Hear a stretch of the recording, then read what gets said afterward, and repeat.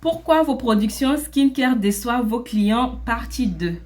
Alors, dans la première partie, j'avais déjà énuméré le non-respect des codes de la formulation et les ingrédients mal adaptés.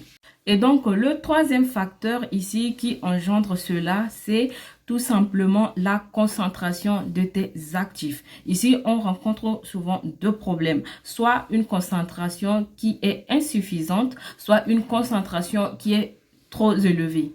Et dans les deux cas, ça ne marche pas. Il faut savoir que chaque actif, en fait, a une plage de pourcentage à respecter dans des formulations en fonction des besoins de la peau.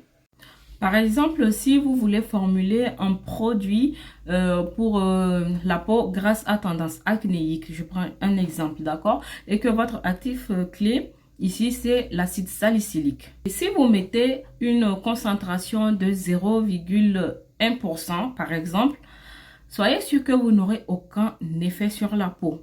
Et si vous partez, par exemple, à 10-15% d'acide salicylique, soyez sûr également que vous n'allez avoir aucun bénéfice sur votre peau car c'est beaucoup trop fort. La plage à respecter pour l'acide salicylique, c'est entre 0,5 à 2%, pas plus ni moins.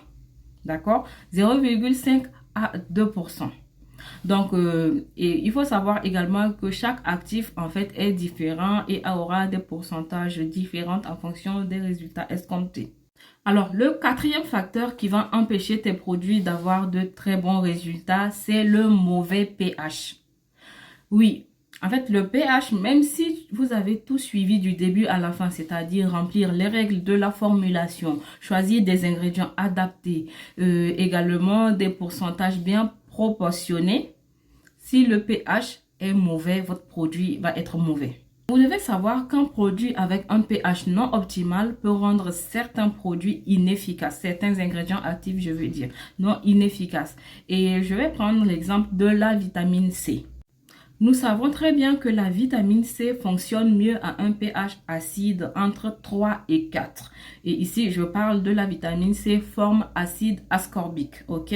Puisqu'il y a des dérivés qui vont être un peu différents dans l'utilisation.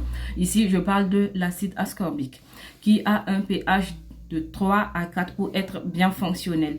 Vous pensez réellement que si vous l'utilisez dans un produit qui a un pH de 6 ou 7, ce produit, il va marcher? Non, ça ne va pas marcher. En fait, la vitamine C va s'annuler tout simplement et vous aurez mis juste cette poudre pour, je sais pas, pour juste le nom. Ça ne va pas fonctionner. Donc, pour que le produit fonctionne, il va falloir ajuster le pH jusqu'à un pH de 3 à 4 pour que la vitamine C soit bien fonctionnelle. Et vous devez savoir que chaque ingrédient actif a en fait sa plage de pH qu'il faut respecter si vous voulez avoir de très bons résultats lorsque vous allez faire votre produit cosmétique. Et le cinquième facteur, c'est tout simplement une routine incohérente. Alors ici, si vous chargez vous-même de la vente de vos produits, c'est-à-dire que vous proposez vos propres produits à vos clients, il va falloir une assistance. C'est-à-dire que vous devez les conseiller sur la manière d'utiliser, sur l'ordre d'application et aussi sur la compatibilité ou l'incompatibilité avec d'autres produits.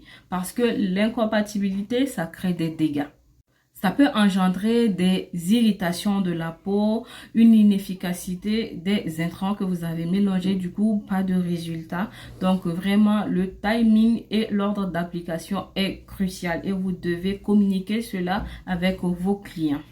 Alors, si vous voulez en savoir plus sur les erreurs courantes et les solutions, suivez-moi, c'est-à-dire abonnez-vous, likez, commentez, posez-moi des questions en fait concernant la vidéo et je me ferai un plaisir de vous répondre. Et aussi, n'oubliez pas de partager la vidéo.